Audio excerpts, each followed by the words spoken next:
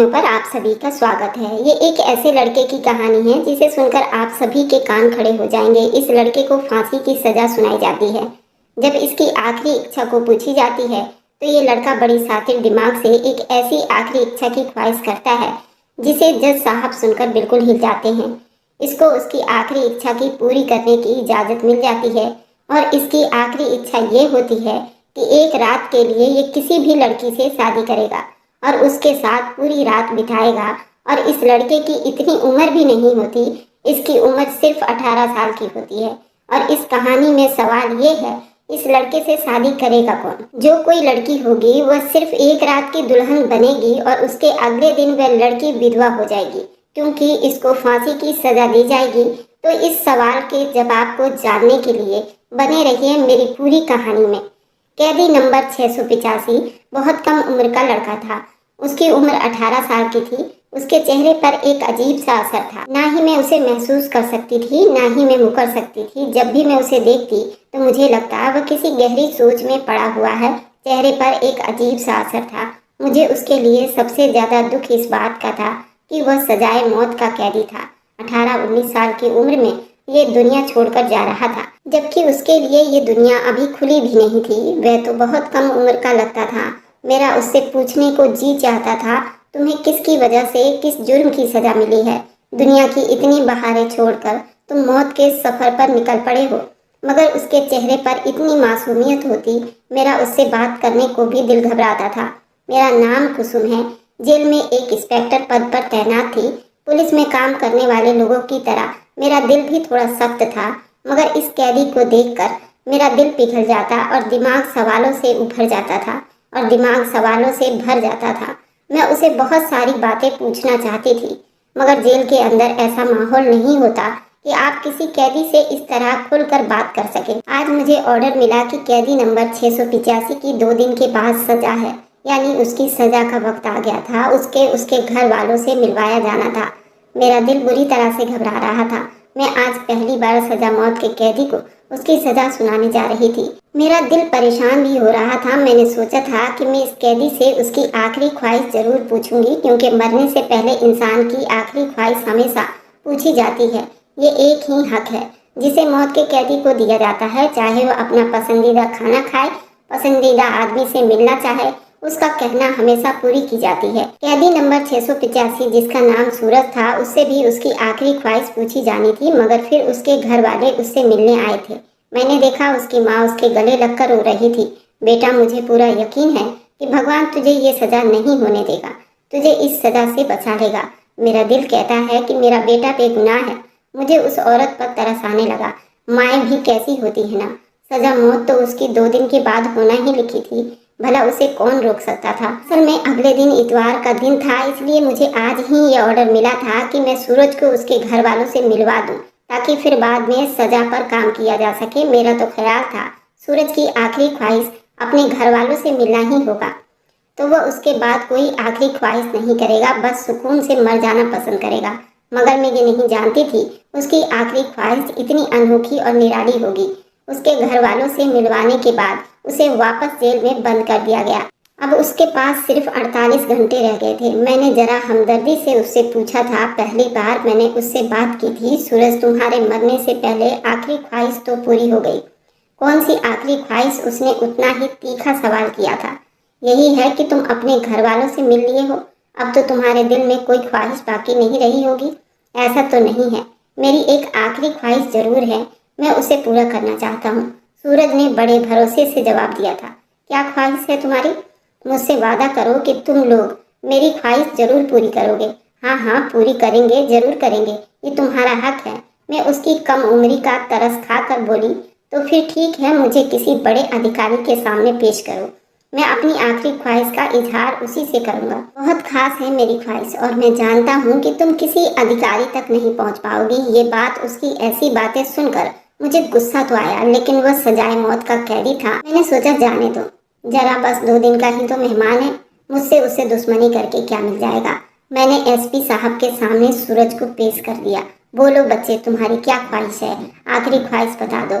मैं हैरान थी कि एसीपी साहब इतनी नरमी से सजाए मौत के कैदी से कैसे पेश आ सकते थे, मगर शायद वह भी उसकी हकीकत को जानते होंगे कि उसका कसूर क्या है और उसे सजाएं क्यों मिली है। यहाँ पर ज्यादातर कैदी ऐसे ही थे जिनका कसूर छोटा और सजा बड़ी थी, जबकि बड़े बड़े गुनाह करने वाले खुलेआम घूम रहे थे। फिलहाल जब उसे उसकी आखिरी ख्वाहिश पूछी गई तो उसने कहा कि एसीपी साहब, मैं आखिरी बार जिंदगी में पहली और आखिरी बार शादी करना चाहता हूँ और एक दिन अपनी बीवी के साथ पूरा रात बिताना चाहता हूँ। उसकी ख्वाहिश सुनकर हमारे तो जैसे मुंह को ताले ही लग गए। एसीपी साहब ने अकल और होशियारी से काम लिया। देखो बच्चे, तुम्हारी शादी तो हम करवा देंगे, मगर तुमसे शादी करने के लिए मानेगा कौन?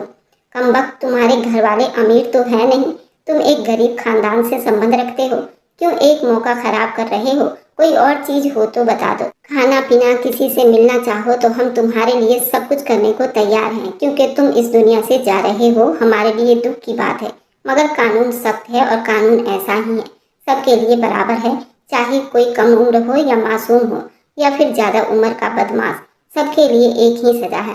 मैं नहीं जानता कि तुम्हें सजा क्यों हुई है, तुम्हारा केस तो सबसे ज्यादा उलझा हुआ है, लेकिन ये है कि अब तुम सजा मौत के कैदी हो तो बिना वजह तो नहीं हो, तुम्हें किसी वजह से तो यहाँ सजा मिली है। अब तुम किसी ढंग की ख्वाहिश का इजहार करो तो हम पूरी भी कर देंगे, लेकिन मैं यकीन से कह सकता हूँ कि तुमसे कोई शादी के लिए राजी नहीं होगा, और फिर हम कैसे तुम्हारी शादी करवाएं? सूरज बड़े तसल्ली के साथ बोला, एसीपी साहब, मैं कब आपसे कह रहा हूँ कि आप मेरी शादी करवा दो। मैं आपको एक ऐसा तरीका बताता हूँ कि मेरी शादी खुद ब खुद हो जाएगी। उसकी बात सुनकर मेरे भी कान खड़े हो गए। मैं सोचने लगी कहीं ये जेल के किसी औरत से शादी करने का न बोल दे। फिलहाल सूरज ने कहा कि आप मेरे घर बाहर कॉलोनी में माइक में ऐलान करवा दो कि सूरज जो जेल में बंद है, जो एक दिन के लिए सजाए मौत से पहले उसकी दुल्हन बन सके, वो यहाँ जेल के अंदर आए। अब ये बात थी तो बड़ी बेढंगी, मगर सूरज ने हमसे वादा लिया अगर कोई औरत उसके बाद भी मुझसे शादी करने को तैयार हो तो आप रोकेंगे नहीं, और सुबह होने तक वो मेरे पास ही रहेगी। सूरज की अक्लमंदी ने हमें भी परेशान करके रख दिया था। उसकी हाजिर जवाबी ऐसी थी कि हम लोग परेशान हो गए। हमने कहा कि ठीक है, हम ऐलान तो करवा देंगे, मगर हमें इतना यकीन है कि तुमसे शादी करने कोई नहीं आएगा। कोई औरत अपना भविष्य क्यों बर्बाद करेगी? एक दिन के लिए क्यों दुल्हन बनेगी? अपने माँ बाप को क्यों रुसवा करेगी? खैर, सूरज मेरी कोई बात नहीं सुनी, कहने लगा, बस आप ऐलान करवा दें, मेरी ये आखिरी ख्वाहिश है। उसके बाद अगर कोई ना आया तो मैं कोई और ख्वाहिश नहीं करूँगा, फिर मुझे भले सजाए मौत दी जाए। हमने सूरज की ख्वाहिश पर काम करते हुए उसके घर के बाहर ऐलान करवा दिया, साथ में ये भी बताया वह सजा मौत का कैदी है। 2 दिन के बाद उसकी जुर्म की सजा में फांसी दी जाएगी और वह इस दुनिया से चला जाएगा। अगर कोई लड़की फिर भी उससे शादी करना चाहती है तो थाने में आ जाए, वहाँ से उसे जेल पहुँचा दिया जाएगा। हमें तो ये मजाक ही लगा था, हमने तो उसकी ख्वाहिश पूरी कर दी। मगर ठीक 1 घंटे के बाद सिपाही अभय ने बताया कि जेल में एक औरत आई है जो दुल्हन के कपड़ों में है और उसके साथ पंडित जी भी हैं। मुझे ये बात बड़ी हैरानी वाली लगी। मुझे लगा शायद यूं ही कह रहे होंगे, पर जब मैं और एसीपी साहब बाहर गए तो ये देखकर हैरान रह गए थे कि सामने एक नौजवान लड़की, बड़ी मुश्किल 17-18 साल की होगी, वह खड़ी थी और उसके साथ पंडित जी भी खड़े थे। पंडित जी को देखकर ऐसा लग रहा था उस लड़की की शादी करने की बेड़ा उन्होंने उठा ली है। उनके पास कोर्ट का रजिस्टर भी था, जबकि लड़की खूब अच्छी तरह तैयार थी। लड़की का मेकअप और उसकी तैयारी देखकर लगता था कि ये सब तो पहले से ही उसने तैयार कर रखा होगा। अब मुझे सूरज पर शक होने लगा था कि उसने ऐसी ख्वाहिश का इजहार क्यों किया। एक दिन के लिए उसे अपनी दुल्हन से मिलकर क्या मिलेगा?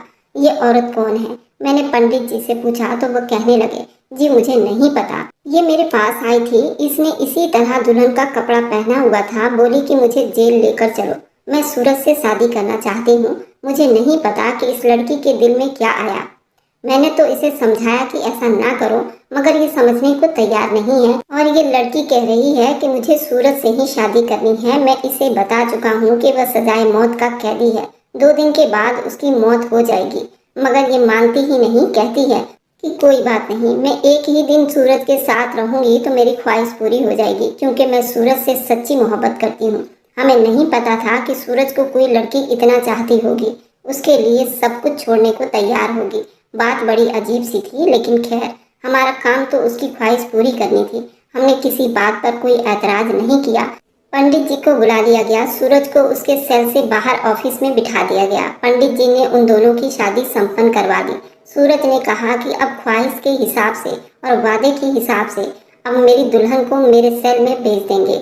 मैं उसके साथ बातें करूंगा पूरा दिन, बस हम अपनी पुरानी यादें ताज़ा करेंगे, फिर ये चली जाएगी। उसके बाद मुझे आप फांसी पर चढ़ा दो, कोई गम नहीं है, मुझे मेरी मोहब्बत मिल जाएगी। सूरज की बातें सुनकर मेरी आंखों में भी आंसू आ गए थे। सच्ची मोहब्बत वाकई ऐसी होती है, मैंने यही दिल में सोचा था, मगर ये नहीं जानती थी उसके पीछे कितनी बड़ी कहानी होगी जो हमारे भी होश हवास उड़ाकर रख देगी। एसीपी साहब ने मुस्कुराते हुए मुझे इशारा किया कि तुम उस लड़की को सूरज के सेल में बंद कर दो, वहाँ तो कुछ भी नहीं है, बिस्तर भी नहीं है, ये बेचारी खुद ही तंग आकर थोड़ी देर में बाहर निकलने के लिए कहेगी। मैंने भी यही सोचा था। मैंने उस लड़की को सेल में ले गई। वहाँ तो बड़ी मुश्किल से दो लोगों के खड़े होने की जगह थी। मैंने उन दोनों को सेल में बंद कर दिया और फिर बाहर आ गई। मुझे लगा था कि थोड़ी देर के बाद वह लड़की तंग आ जाएगी, मगर मुझे हल्की हल्की सी आवाजें आने लगी। ऐसा लग रहा था कि कोई कुछ खोलने की कोशिश कर रहा है। शक हुआ कि शायद सेल का दरवाजा तोड़ने की कोशिश की जा रही है, मगर मैं तसल्ली में थी। मैं जानती थी कि सेल का दरवाजा खोलना इतना आसान बात नहीं है। मेरी कोशिश यही थी कि सूरज अपनी आखिरी बातें अपनी मासूका से कर ले। मुझे उन दोनों में फिलहाल कोई दिलचस्पी नहीं थी। जो वो बातें कर रहे थे ना ही मैंने सुनी और ना ही उन पर ध्यान दिया। मुझे तसल्ली करने के लिए बस यही बात काफ़ी थी कि सेल पर एक मजबूत ताला लगा हुआ था और उस ताले को कभी भी चाहकर नहीं खोला जा सकता था। काफ़ी देर गुजर गई थी, मुझे नींद आने लगी थी। तभी मुझे उस सेल में थोड़ी सी चीखने की आवाज़ आई। मैं जल्दी वहां पहुंची तो वह लड़की जिसे सूरज के साथ शादी की थी, वह लड़की सेल में बैठी हुई थी। उसने कहा कि मुझे यहाँ से निकाल दिया जाए, मैं सूरज के साथ एक मिनट नहीं रह सकती। मुझे लगा कि शायद सूरज उस लड़की के साथ कोई बदतमीजी की होगी। उसने कहा कि मेरे घर वाले मेरा इंतजार कर रहे होंगे, मुझे घर जाना है। मैंने जल्दी जल्दी सेल का दरवाज़ा खोला, उस लड़की को आज़ाद किया और वापस ताला लगाकर सूरज को कैद करके वापस अपने कमरे में आ गई। मैं इस बात से बेखबर थी कि जब मैं सुबह उठूंगी तो एक तूफान होगा जो मेरे इंतजार में होगा। एसीपी साहब ने मुझसे कहा, वह सजाए मौत वाला कैदी 685 कहाँ है? मैंने कहा वह अपने सेल में होगा। आप ऐसा क्यों पूछ रहे हैं? वह बोले, मुझे तो कहीं नजर नहीं आ रहा। मैंने एक दूसरे कांस्टेबल को भेजा था, वह सूरज को लेकर आए। तुम जाकर सेल नंबर 685 में चेक करो वह कहाँ है, कहीं तुमसे कोई गलती तो नहीं हो गई है। मैंने एसीपी साहब को ये तो कह दिया था कि मैं जाकर देखती हूँ, पर मेरा दिल तेजी से धड़क रहा था, मानो मुझसे सांस नहीं लिया जा रहा था। अगर वह कैदी कहीं गुम हो गया, उसने मुझे चकमा दे दिया होगा तो मैं क्या करूँगी? फिर मैंने जल्दी जल्दी 685 वाले सेल में गई। वहाँ तो अंधेरा ही छाया हुआ था। मामूली के हिसाब से मैं सूरज को आवाज़ दिया, पर कोई जवाब नहीं आया। मैंने टॉर्च जलाकर देखा तो एक मरियल सा आदमी था जो कि सेल के फर्श पर पड़ा हुआ था। ऐसा लग रहा था उसकी मौत वाकई हो चुकी है। मैंने जल्दी से सेल को खोला, मगर जब मैंने उसे हाथ लगाया तो मेरी तो जान ही निकल गई। इतने में एसीपी साहब भी वहां पहुंच चुके थे। उन्होंने भी उस आदमी की तरफ देखा था, उनके भी होश उड़कर रह गए थे। एसपी साहब मुझे डांटने लगे, तुम्हें इतनी अकल नहीं है, तुम्हें इतना एक्सपीरियंस हो गया है यहाँ काम करने का, मगर अभी तक तुम लोगों की समझ नहीं आई है। शर्म आनी चाहिए तुम्हें, पता नहीं तुम्हारा ध्यान कहाँ होता है। अब अगर किसी लापरवाही की वजह से मुझ पर सख्ती की गई तो उसका सारा हिसाब मैं तुमसे लूंगा, उसकी जिम्मेदार सिर्फ तुम होंगी। एसपी साहब मुझे बातें सुनाने लगे। मेरा दिल चाह रहा था कि सामने मौजूद लड़की को उठाकर पटक दूं। इतना बड़ा धोखा जो हमारे साथ हुआ था उसे किसी तरह भी भुलाया नहीं जा सकता था। मैंने तो सोचा था ये लड़की जो दुल्हन बनकर सूरज के साथ मिलने आई है उसके मोहब्बत में पागल है, दीवानी है, मगर मैं ये नहीं जानती थी कि सूरज ने इसे हमें धोखा देने के लिए इस्तेमाल किया है। वह खुद दुल्हन के कपड़ों में निकलकर जेल से भाग गया था और हमारे सामने उस लड़की को छोड़ गया था। अब उस लड़की को सजाए मौत तो हम नहीं दे सकते थे, क्योंकि सजा मौत का कैदी जो होता है सजा उसी को दी जाती है। अब उस लड़की का क्या कर सकते थे, जबकि ये लड़की मर्दाना कपड़ों में हमारे सामने बैठी थी। हमारे पूछने पर उसने कहा, आप लोगों ने सूरज के साथ अच्छा नहीं किया, वह सजा मौत का हकदार नहीं था। ये बात तो वक्त साबित करेगा। उस लड़की ने आंखों में आंखें डालकर मुझे ये बात कही तो मुझे उस पर ज्यादा गुस्सा आने लगा, मगर मैं कुछ कर नहीं सकती थी। एसीपी साहब ने ऑर्डर दिया कि अब सूरज को जल्द से जल्द ढूंढा जाए, वरना 2 दिन के बाद हम क्या जवाब देंगे। हमें उसे सजाए मौत देनी थी, फांसी के फंदे तक पहुंचाना था और वह हमें चकमा देकर भाग गया है। बड़े अफसोस की बात है, मुझे तुम्हारी ड्यूटी मर्दों की जेल में लगानी चाहिए थी। औरत औरत ही होती है, वह मर्दों को नहीं समझ सकती। एसीपी साहब मुझे खरी खोटी बातें सुना रहे थे। मेरा दिल था कि घबरा रहा था। मैं समझ नहीं पा रही थी इतना बड़ा धोखा मेरे साथ कैसे हो सकता है।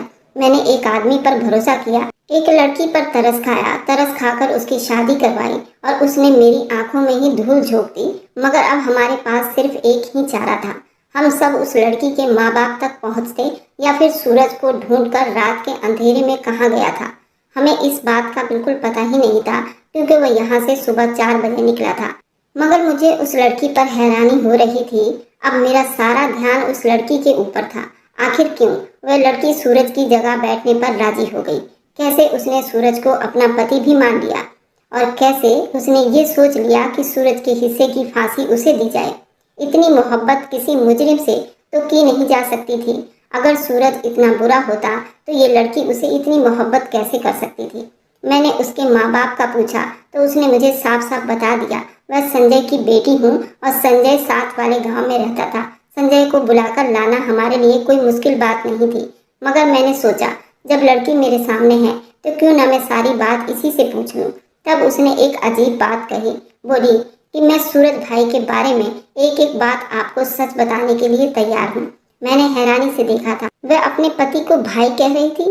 क्या कहा तुमने? सूरज भाई?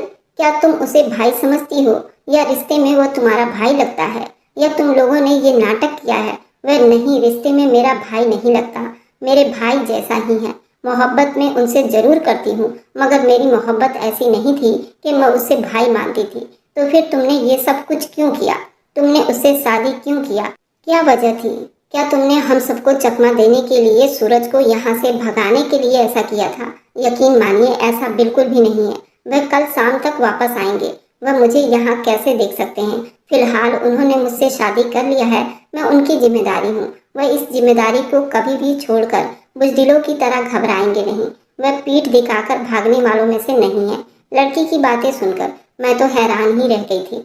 फिर जो उसने मुझे कहानी सुनाई वह तो मुझे और ज्यादा परेशान कर गई थी। मैं मजबूर हो गई कि मैं अपना फैसला बदल लूं और दोबारा से इस सारे मामले को जांच किया जाए। वह लड़की अब कहानी सुनाना शुरू करती है। मेरा नाम भावना है। मेरी बड़ी बहन की मंगनी सूरज से हो चुकी थी। सूरज बचपन से ही बहुत बहादुर लड़का था। जिंदगी में शायद ही ऐसा कोई वक्त आया हो जब सूरज किसी से डरकर भागा हो। वो मेरे बाप के दोस्त का बेटा था, इसलिए मेरे माँ बाप ने उन पर बहुत भरोसा करते थे। फिर जब उन्होंने मेरी बड़ी दीदी की मंगनी भाई से करवा दी तो वह हमारे घर भी आने जाने लगे। मगर गांव का माहौल बड़ा अजीब होता है। एक रात सूरज जीजू दीदी से मिलने हमारे घर के लिए आए। उस दिन मम्मी पापा घर पर नहीं थे। सूरज जीजू की मंगनी हो चुकी थी। फिलहाल उनका हमारे साथ एक रिश्ता बन गया था। हम दोनों बहनें घर पर ही थी। घर में और कोई नहीं था। वो पिछले दरवाजे से आए। मैं समझ गई थी कि दीदी से मिलने आए होंगे। वे किचन में चाय बनाने लगी। वे दोनों आपस में बातें कर रहे थे कि दरवाजे पर जोर जोर से किसी की आने की आहट हुई। मैं घबरा गई। मुझे लगा शायद मम्मी पापा आ गए होंगे। मगर मैंने जाकर दरवाजे से बाहर झांक कर देखा तो कोई 3-4 आदमी खड़े थे। मेरी आंखों में डर के साए लहराने लगे। मैं सोच भी नहीं सकती थी कि हमारे दरवाजे पर कभी ऐसे आदमी भी आएंगे। मुझे इस बात की तसल्ली तो थी कि सूरज जीजू हमारे साथ हैं, मगर ये आदमी गांव के बदमाश थे। मुझे उनको देखकर ही खून सा सूख गया था। मैंने उनसे पूछा कि तुम कौन हो? उन्होंने कहा कि दरवाजा खोल दो, नहीं तो हम दरवाजा तोड़ देंगे। मैंने उनसे बहुत ही विनती की, हम घर में अकेली बहनें हैं, तुम लोग यहाँ से वापस चले जाओ। तब उन्होंने माँ बहन की गालियाँ देते हुए कहा कि हम वापस नहीं जाएंगे। तुम लोग इस गांव में खुलेआम इश्कबाजी चला रहे हो। हमें साफ पता चला है इस घर में और कौन कौन है। हमारे सामने तुम लोगों के घर में एक लड़का आया है। ये शोर सुनकर सूरज जीजू भी बाहर आ गए। उन्होंने घर का दरवाजा खोल दिया, मुझे अंदर जाने को कहा। मैं तो अंदर कमरे में चली गई, मगर सूरज जीजू उन लोगों से उलझ पड़े। उनमें से एक ने बहुत गलत बात की। बोला कि अगर हमें पता होता यहाँ पर लड़कियाँ हैं और इस तरह की लड़कियाँ हैं तो हम भी 2-4 प्यार के फूल खिला ही लेते, पैसे भी अच्छे देंगे। ये बात सुनकर सूरज जीजू से रहा नहीं गया। उन लोगों ने इतनी गलत बात कर दी थी कि सूरज जीजू गुस्से से उभर चुके थे। फिलहाल उनकी होने वाली पत्नी के बारे में इतनी गलत बातें की किसी भी आदमी के सामने तो कोई बर्दाश्त नहीं कर सकता। सूरज जीजू ने उस टाइम तो उन लोगों को कुछ भी नहीं कहा, क्योंकि एक तो वो बिल्कुल खाली हाथ थे और उन सभी बदमाशों के पास हथियार था, और अक्लमंदी भी यही थी उस वक्त उनको चुप रहना था। हम बहनों के होते हुए उनसे लड़ा ना जाए। उन्होंने उन्हें समझा बुझाकर भेज दिया, मगर अब तो ये रोज का ही तमाशा बन गया था। हमारे घर के बाहर 3-4 बदमाश खड़े रहते थे। जैसे ही मेरे मम्मी पापा इधर उधर होते, ये लोग हमें तंग करने लगते। एक दिन ऐसा ही एक किस्सा हुआ जिसने हमारी जिंदगी को हमेशा के लिए बदल कर रख दिया। मेरी दीदी अपने कमरे में सो रही थी, खिड़की तोड़कर एक बदमाश कमरे में घुस आया। उसी वक्त सूरज जीजू भी घर में दाखिल हुए। उन्होंने उस आदमी को अंदर आते हुए देख लिया था। उनसे ये बात बिल्कुल भी बर्दाश्त नहीं हुआ। बस फिर ऐसे ही लड़ाई हुई जिसने सिर्फ मेरी बहन की जान ले ली, बल्कि सूरज जीजू के हाथ से भी एक ऐसा जुल्म हो गया जिसकी सजा उन्हें सजाए मौत की सूरत में मिली। अगर हम लोग अमीर होते, हमारे हाथ में कोई ताकत होती, तो यकीनन ऐसा नहीं हुआ होता, क्योंकि किसी के घर पर हमला करके उसकी इज्जत पर हमला करने के जवाब में किसी पर फूल तो नहीं बरसाएंगे ना। सूरज जीजू ने भी जो किया वह अपनी इज्जत और अपनी मर्यादा को बचाने के लिए किया। उन पर किसी तरह का केस बनता भी नहीं था, जबकि गांव के लोग ताकतवर थे। उन्होंने सूरज जीजू के लिए जिंदगी नर्क बना दिया था। पहले वह 6 महीने इधर उधर छुपे रहे, मगर फिर आखिरकार उन्हें पकड़कर जेल में डलवा दिया गया। अब अगर ये यहाँ से निकलते भी तो भी ये लोग उन्हें जिंदा नहीं छोड़ेंगे, जबकि कसूर हमारा नहीं, कसूर उन लोगों का है जिन्होंने हमारे घर पर बिना वजह बुरी नजर रखी, और हमें हमारे बिन किए गुनाहों की सजा देनी चाहिए। सूरज जीजू की माँ ने उनसे मुलाकात के बीच में उन्हें ये मंसूबा समझा दिया था। मेरी माँ ने उन्हें कसम देकर कहा था कि मैं अपनी दूसरी बेटी भी तुम पर कुर्बान कर दूंगी, मगर तुमको सजा नहीं होने दूंगी। हमारे खानदान को जितनी उनकी जरूरत है उतनी और किसी को नहीं। मैं मर भी जाऊं, किसी को कोई फर्क नहीं पड़ेगा। ये कहकर वह लड़की रोने लगी। मुझे समझ नहीं आया कि अब इस केस में क्या होगा, लेकिन बस भगवान की मदद से उन लोगों की भी किसी बड़े तक पहुंच थी। सूरज जीजू उसी दिन आदमी से मिलने के लिए शहर गए हुए थे। रातों रात जाकर अपने केस उनके सामने रखा। वह बड़ा अधिकारी था, उसने एक बड़ा वकील किया। अच्छे वकील से जान पहचान होना भी इंसान को थाने और जेल की सलाखों से बचा लेता है, मगर ये केस तो काफी आगे जा चुका था। वकील साहब की धमकी और उनके वकालत ने एसीपी साहब को भी घायल करके रख दिया था। सजाए मौत सूरज के लिए नहीं बनती थी, और नहीं सूरज की तरह से कोई अपील दी गई थी। उसे सफाई का मौका भी नहीं दिया गया। केस चला, उसके बाद सूरज जीजू बरी हो गए, क्योंकि वह बिना हथियार के थे। उसके पास तो कोई हथियार भी नहीं था, और ना ही उनके नाम पर कोई हथियार खरीदा गया था। भगवान ने शायद उनकी मोहब्बत और सच्चाई की लाज रखी थी, वरना इतने बड़े केस से मैंने कभी भी किसी को बरे होते हुए नहीं देखा। भगवान हम सबके दिलों में वह सच्चाई दे जिसे हम किसी का नुकसान ना पहुंचाएं, और अपने सच्चाई पर यूं ही साबित कदम रहें। मेरी भगवान से यही प्रार्थना होती है। अगर आपको आज की कहानी पसंद आई है तो वीडियो को जरूर लाइक कीजिएगा और अपने दोस्तों के साथ शेयर भी कीजिएगा। और हाँ, अगर आपने अभी तक हमारे चैनल को सब्सक्राइब नहीं किया है तो जाकर जरूर सब्सक्राइब कर लीजिए। मिलते हैं हम अपनी कल की एक नई दिलचस्प कहानी के साथ। मुझ पर सदा अपना प्यार और स्नेह बनाए रखें। सभी को मेरा प्यार भरा नमस्कार दोस्तों।